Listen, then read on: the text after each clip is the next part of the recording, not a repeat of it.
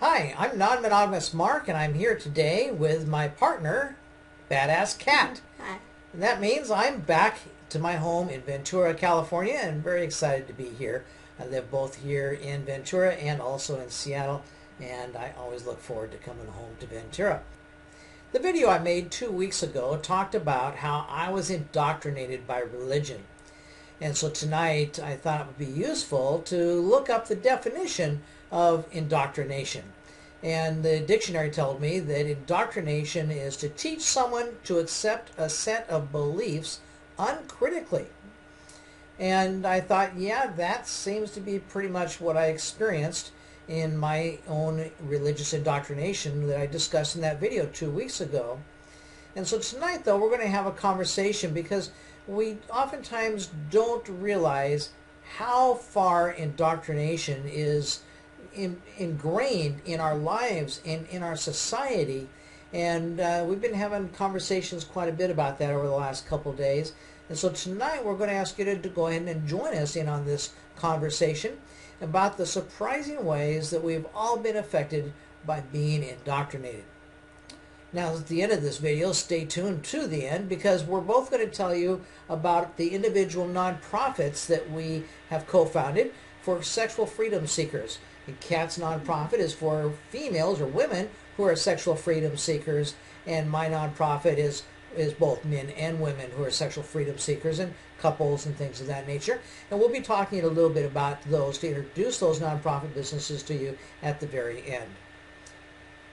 Can you yourself think of a time where you were indoctrinated in a way that set your life on a course where you never even wanted it really to go where it went?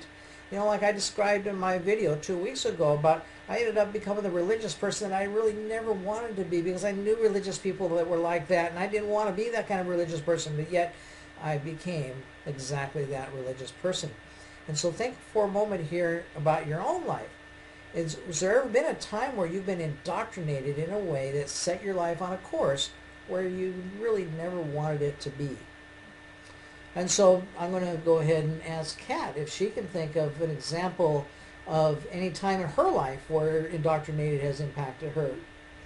I think the biggest area that indoctrination impacted me was in the course of relationships. It was very early on that, in my experience, I enjoyed being with both men and women. I found myself, even at a very young age, being sexually attracted to both boys and girls. But there really was no role model, there was no acceptance of bisexuality. And so the indoctrination was through music and movies and religion and my own family that, you know, boy meets girl and then they get married and they have children and they live happily ever after. And while in some respects that's what I wanted because that all sounded really good, but underneath it all, that truly is not who I am. And so very early on, I was trained to squelch and push down my feelings about who I really was. And over the course of my adolescence and as I started to blossom sexually, I went with what felt good. And I went with having a boyfriend, which was great, and having a boyfriend that I had sex with, which was great. But then I also found a girl, and I found a girl that I enjoyed going out with and having sex with. But I didn't call her my girlfriend because that wasn't acceptable. I didn't hold hands with her walking around school because that wasn't acceptable. We had to keep it in the closet. We had to sneak around and hide this part of our experience because it wasn't part of the indoctrination. But yet, that's what I really wanted. And so then I went away to college and So that was in high school? That was in high school, yeah. That was even in high school. And so when I went away to college my first year, I really stepped out into the world of sexual exploration, and I had my first foursome and really opened myself sexually to both men and women. And then as I came home for the summer to spend time with my parents and realizing, okay, now I've got to dial it back because I'm back in that indoctrinated environment again, I met my now late ex-husband, and it just kind of took off from there. There was an attraction, there was emotions that felt good, and then once I kind of got hooked and got into that relationship, then I couldn't go back to who I was, to who I really was. You know, something that just popped in my mind is that in our conversations that you and I have, we talk about once in a while about how energies attract a like energy. Yes. And it just popped in my head how you had come home from college and you were in this environment where the indoctrination, you know, was really much subdued and different than who you really felt that you were. Yes. And yet that then is when you met this man whom you created a life with for 25 years. Yeah. And that energy that took place at that time, then you were attracting like a like energy, and that like energy was kind of something where you just, for your 25 years, you just carried out that same indoctrination. I did. I really did. And it got deeper and deeper and deeper until I really had a hard time even recognizing who I was as an individual, that I had just disappeared. Now, this really conversation you and I started having on, I believe it was Saturday morning, was over her daughter. In that you've got a daughter who is 18. Yep. She just turned 18 within the last couple of weeks. Yep. And she's graduating from college here this school. month. High school, not college, yes. High school this month. And her dad, your ex, okay, when the two of you separated, you went your own ways, then at that point, and I hope you don't mind, I can always cut it out of the video if you don't want me to have this in there, but at that point, he basically, because you're in a very professional, educational career running programs, and he basically came to you and said, I'm going to expose your non-monogamous lifestyle and ruin your career. You won't be able to have a job or get hired anywhere unless you go ahead and give me full custody of the daughter. That's right. And so you really felt like blackmailed and that there wasn't much choice for you. And so you went ahead and let him have custody, though you worked hard then to maintain a relationship with your daughter. Yeah. And so then here we are, fast forward now about 5 years later. Yeah. Your daughter was about 13 then. Yep. And so now she's 18, just turned 18. And interestingly enough, she went home from school one day here a couple months ago, and where her dad was going to work from home that day. And she got home after school, and she found her dad dead. Yeah. Suddenly, totally unexpected. Absolutely. And so now she then is living with his parents. And that's in Santa Barbara, half hour from where we live here in Ventura. And living with his parents, she was having car troubles. And so the solution was what for her car troubles? Her grandparents encouraged her to take her insurance money that she was receiving from her father and purchase a brand new car. Now, so that was almost half of that insurance money that she got. Almost, yeah. You know, and so here she is, 18 years old, and yes, it feels good to have a new car when you're able to go to high school and then on to college next year and be able to drive a new car. She was very sensible in buying a reasonable car, didn't buy something that was just totally wacko, Right. but then she probably wouldn't got approval from her grandparents for that anyway. True. And so, but the thing is here is that this whole concept of indoctrination, and that just when we got into this conversation, you were just telling me about this, and you were actually saying that, at least she did a really good job being very sensible, and it just hit me about how steep and how, we're just stuck in this trench of indoctrination of the society that we live within. And these are the norms, what we call, another word for the indoctrination might be called norms. Right. For me, in that video I made 2 weeks ago, is my religious norms. For you is your norms of how a girl meet boy and fall in love and get married and have a life together. Right. These indoctrination of how that's supposed to happen. And so you just kind of got into that trench. And now your daughter is getting into that same trench. And just hearing you talk to me about that story of her buying the car, it just really felt really bad. Just the energy that I felt within myself. So I started this conversation up with you, that I felt really bad because she's just at such an early age, 18, she's jumping into this pattern of just following these social norms. And it's not just in this area of the car. It's kind of many other areas as well that she's following this pattern. And for me, certainly my life has been abundance of following these norms. I gave that example 2 weeks ago in the video about, how I became indoctrinated by my religious life.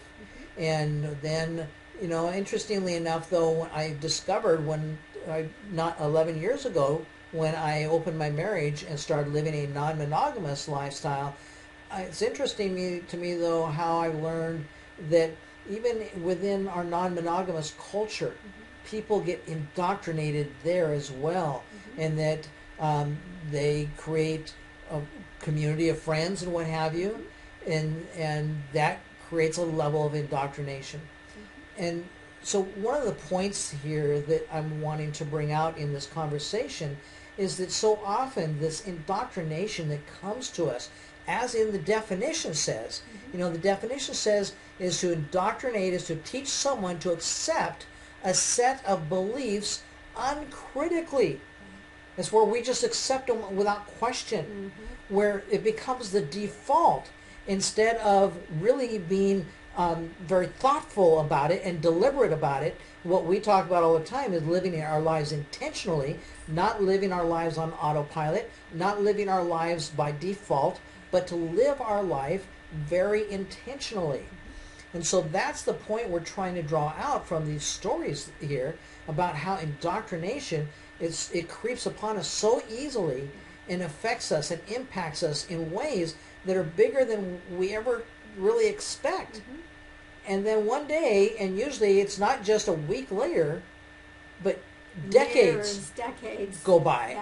And we finally wake up, and some people, unfortunately, at that point feel like they're trapped. Did you ever feel trapped? Very much. Yeah. And I know you did too. I did, and and there are still things in my life today that I kind of deal with the same struggles still, that I entrap myself because of things that I feel like I should do. One example of that is that when I started, when my wife and I went through our process of opening our marriage, we met with people and we talked with people. And with the first couple that actually invited us to their home, not for sex or anything, but just to be able to talk with them for the evening. And they cooked a nice dinner. And one of the things that I asked the husband there that night, I said, well, do you, he had his wife, he was married, and then he had a couple other girlfriends as well. And so I asked him, I says, well, so do you communicate with them every day? Or what do you do in your relationship to maintain your relationship? And he says, oh yes, I think it's really important to be a good boyfriend, and so I either text or talk to each one of my partners every single day. And just that little comment to me indoctrinated me, and it registered in my head. Okay, I want to be a good boyfriend. I want to be a good husband. I want to be a good partner. So no matter where I may be and who I may be with, then I want to make sure that I am in communication with them every day, because I want to be a good boyfriend or a good partner. And so from the start then, when you and I got serious, we established a pattern. And what was that pattern? Well, on the days that we were not together, we talked on the phone. Every day. Every day.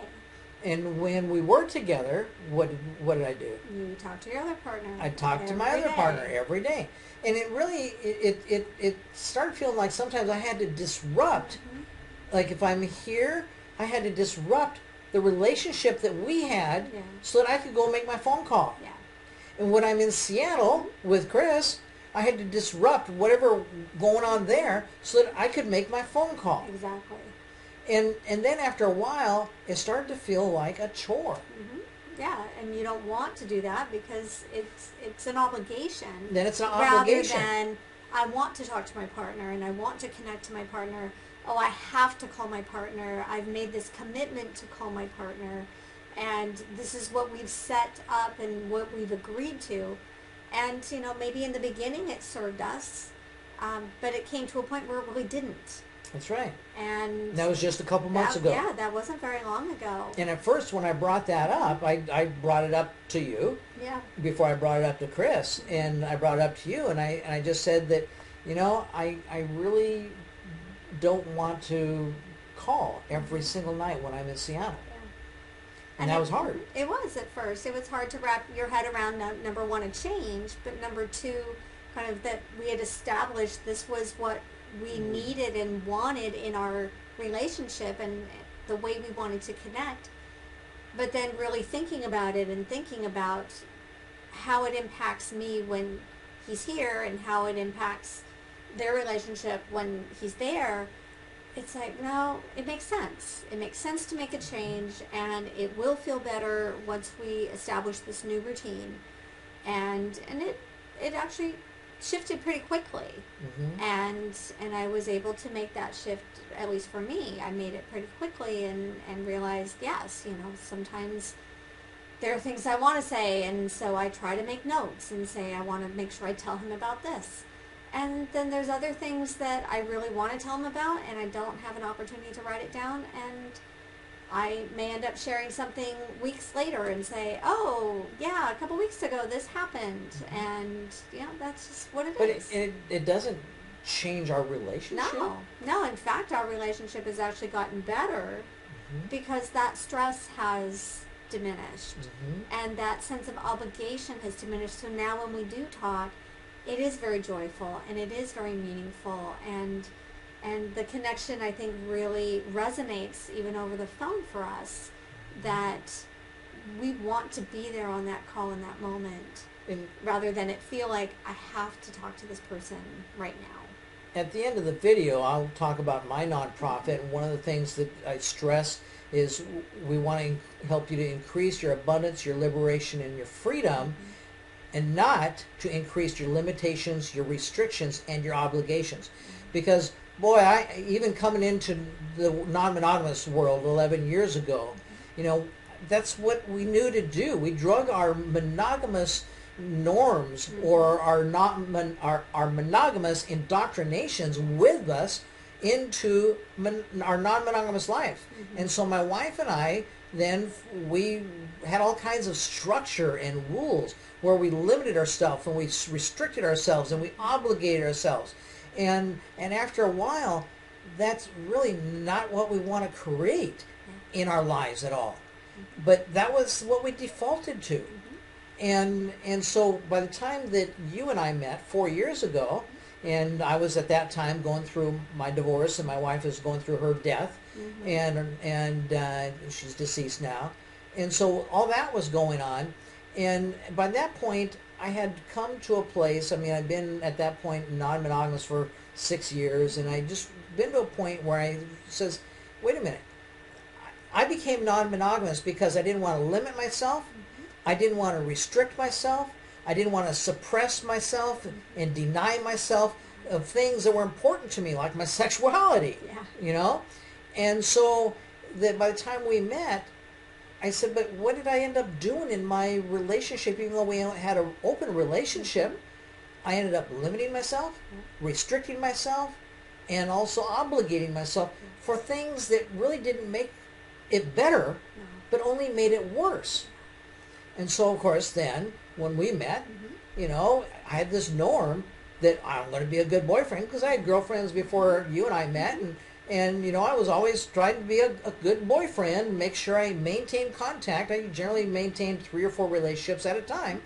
And so I always wanted to make sure I maintained contact with my 3 or 4 relationships every single day. Yeah. And that was just what I did. But then in our relationship, we really have built it on trying to have this foundation of increasing our abundance, our liberation, and our freedom. That's true. And have you had any other relationship where we had that kind of focus on increasing the abundance, liberation, and freedom? Or has it been like I experienced before our relationship, where I bring all these monogamous indoctrinations into my non-monogamous life? Absolutely. And in fact, when we met, you really were, I think, my second, third serious relationship. I was in a triad with a male and a female before I met Mark, and then I had some lovers and dated, but not a lot. And so when we met, I really didn't have even a lot of experience in poly. It made a lot of sense in my head. I just didn't have a lot of practical experience in managing multiple relationships. And so I still was bringing a lot of my monogamous mindset and belief systems and patterns into our relationship. And that actually, we worked through a lot of that in the first couple years.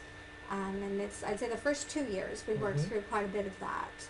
And in the last 2 years, we've really been moving on that trajectory of increasing our abundance, our liberation, and our freedom, both within our own relationship, but then being able to take that out into other relationships that we have as well. One of the things that really, I think, made that blossom was, I remember a conversation very early in our relationship where you were just sharing something that made a big impact on your life from my own life, and that was how intentional that I lived my life, and that was foreign to you to be with someone who was intentional.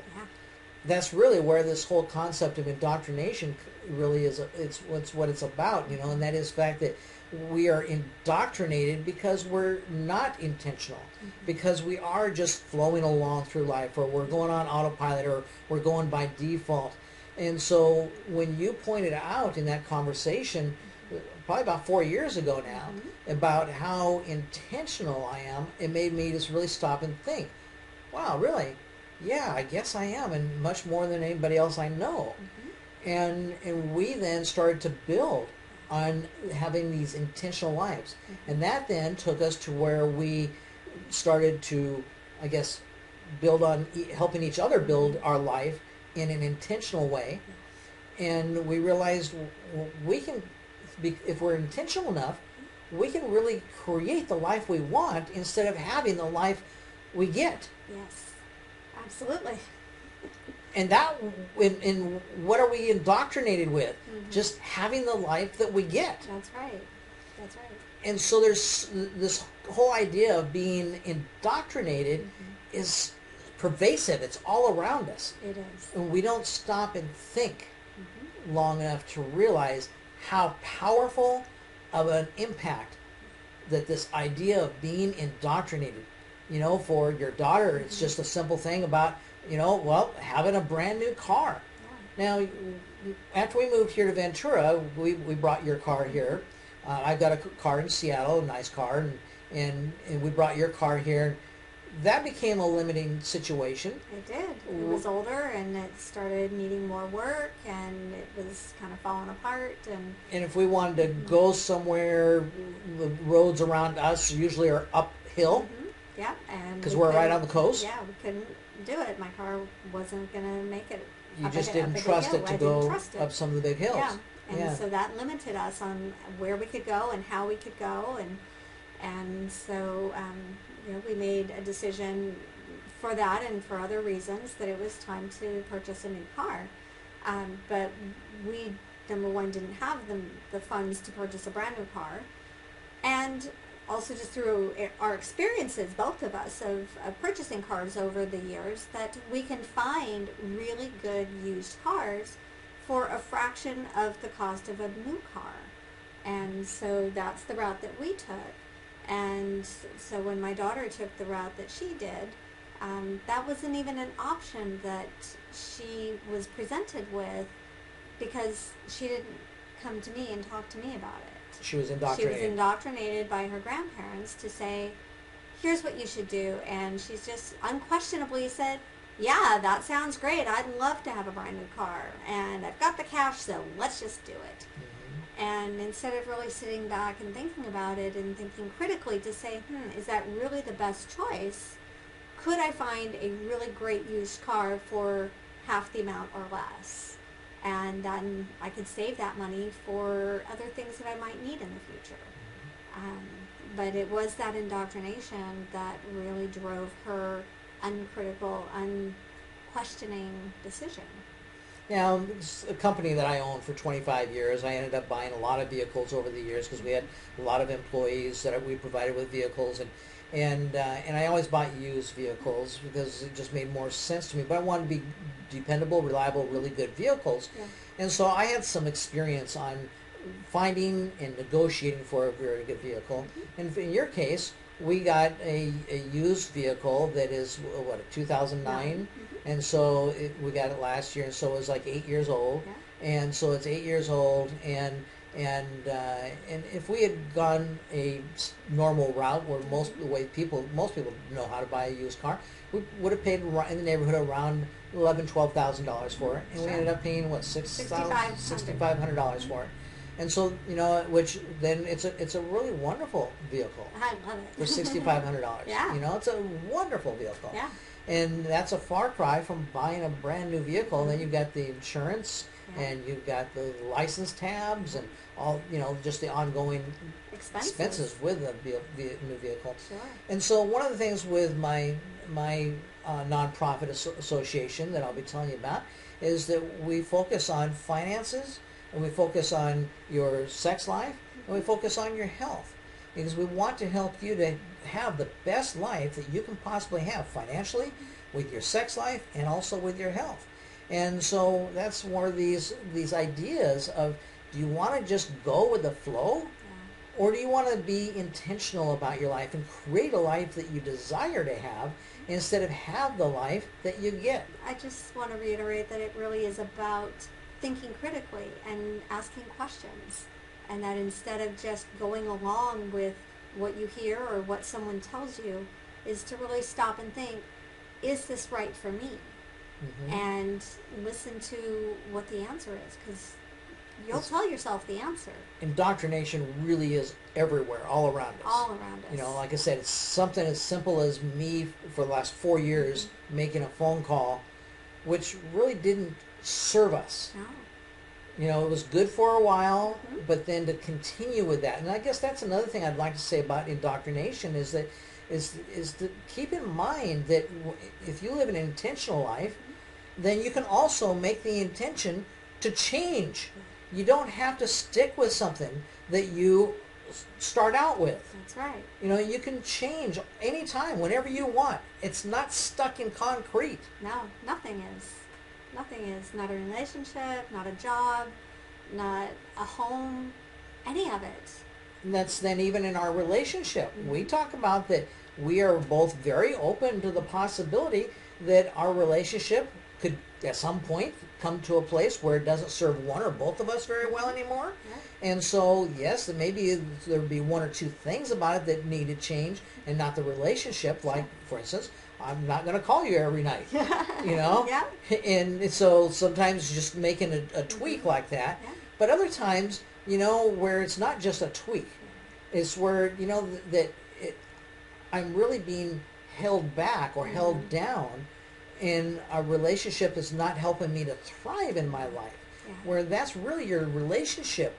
It's something that a relationship, with the intensity of the relationships that we have and I've had with other partners, it's something then that should build your life up and help each of your lives.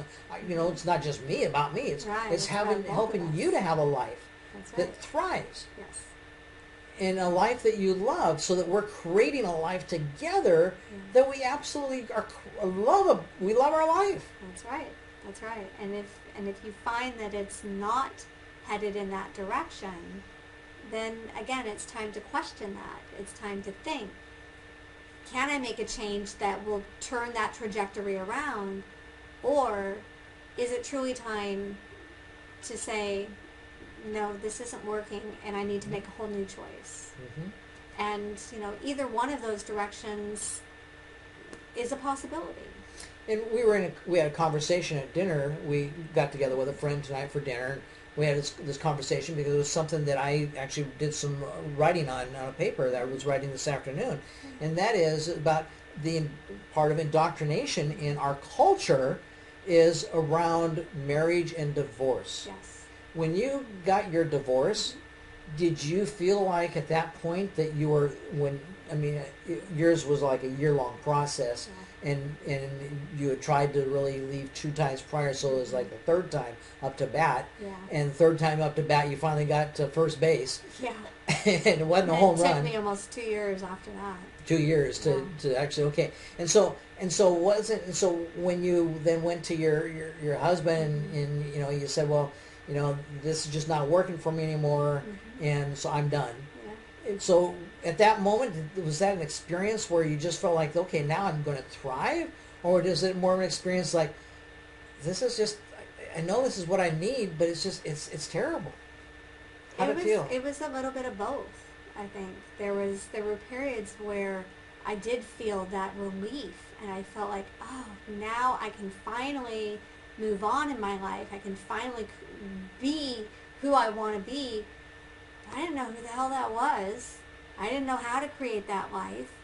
I didn't know what direction to go in. You weren't thinking about anything about like non-monogamy or no, anything like not that? at all. Not at all. That wasn't even on my radar whatsoever.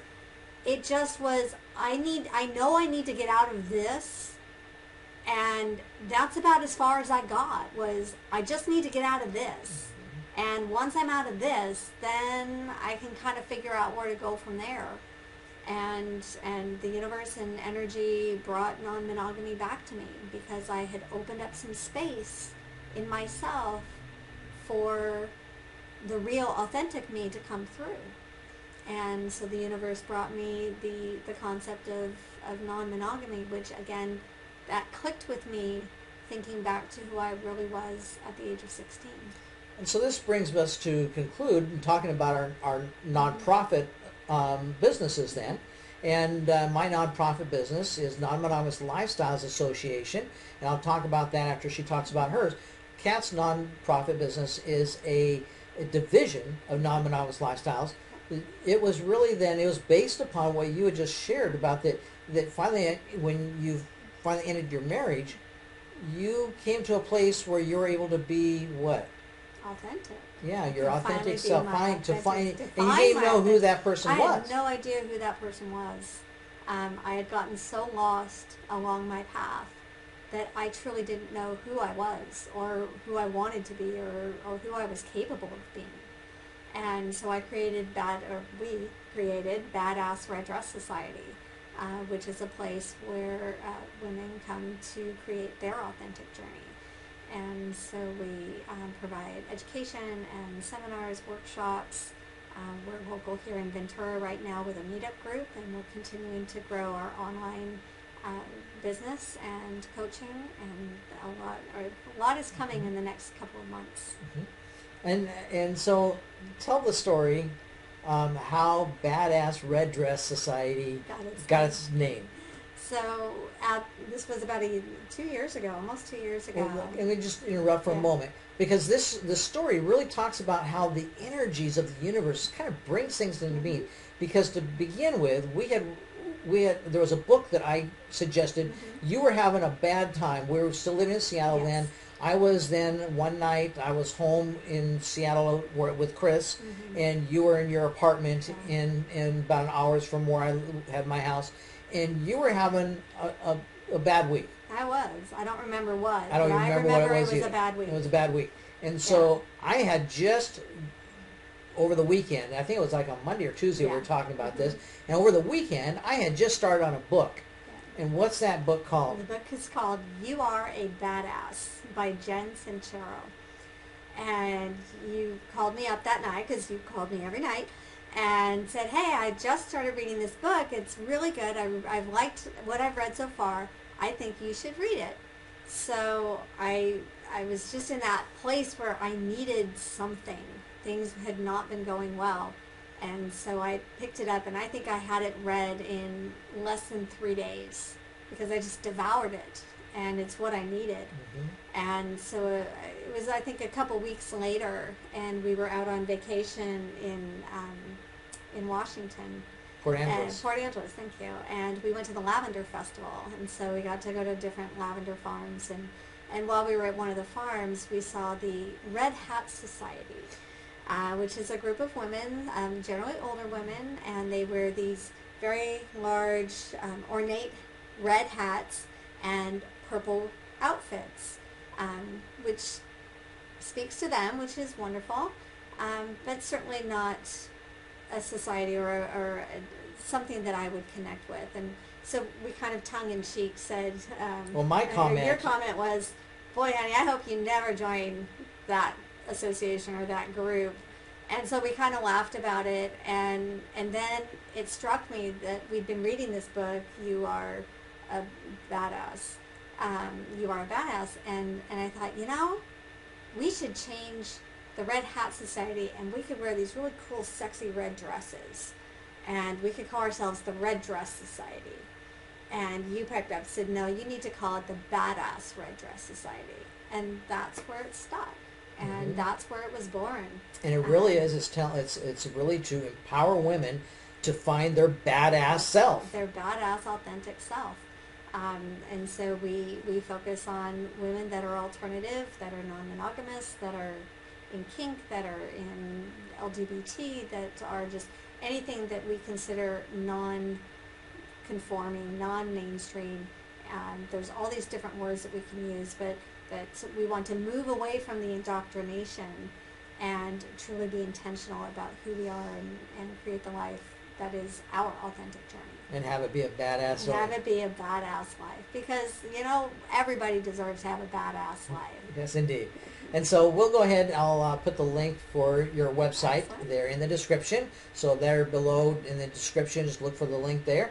But then my nonprofit is Non-Monogamous Lifestyles Association.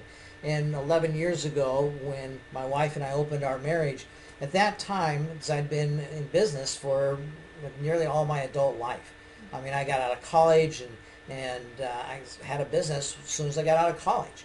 And so I've been in business nearly all my adult life, and my college degrees were all in business, and I've built 3 successful businesses over my life. And so by the time 11 years ago came along, and I, at that point, I was making really great money and had built a very successful company, and I just knew that somewhere, sometime in the future, I was going to use my business skills to do something to help non-monogamy not be really thought of as being some creepy alternative lifestyle. But instead, it's a good option for anybody to be able to consider, but not some creepy alternative lifestyle. Right. Yeah.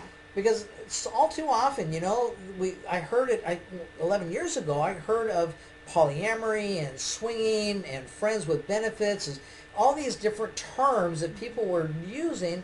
I heard them talk about it as being an alternative. An alternative to what? Monogamy? Monogamy is not a truthful norm. Right. When you look at the number of people that are involved in ethical non-monogamy and the number of people involved in unethical non-monogamy, cheating, that's the majority. Yeah. And so where do we get the idea that monogamy is the norm, except, going back to our topic for tonight, the indoctrination. The indoctrination is how monogamy has become our norm in our society. Yeah. But it's not an intentional norm. It is a norm by default that we go through life just on autopilot. Yep. And we then, it's like, it's the thing to do. You get married and you be monogamous. Yep, you just accept it without question. Accept it without question. And so my association today now actually has been started 2 years ago. Non-Monogamous Lifestyles Association, where we take sexual freedom seekers, people who are interested about or curious about or wanting to transition to or wanting to experience and explore or already living a sexually liberated non-monogamous lifestyle. We provide them with tools and support to be able to do that and change their norms, change that indoctrination process that they've had in their life so that they can increase their abundance, their liberation, and their freedom, not increase their obligation, their limitations, their restrictions, and all those things that we kind of drag along with us through our indoctrination that we get from our monogamous lives. And so I hope that you'll keep up with what we're doing with non-monogamous lifestyles, and you can do that by clicking on that link right there in the description box and get on our email list. That'll take you over. Kat's link will take you to her website. I'm going to send you right to my email list and just ask you to go ahead and subscribe on my email list. And then if you like this video here tonight, then go ahead and give it a like. Hit the subscribe button if you haven't subscribed to my channel already. And then make a comment in the video. If you have anything you want to say to myself or to Kat, questions for us, then go ahead and make a comment and share a thought or ask a question. Anything you want to wrap up with? You can also check out Badass for Dress Society on YouTube, and we're starting to put out some videos for our audience there as well. Okay, so they can subscribe to your channel. Subscribe to us too. Great. Yep. So thank you very much.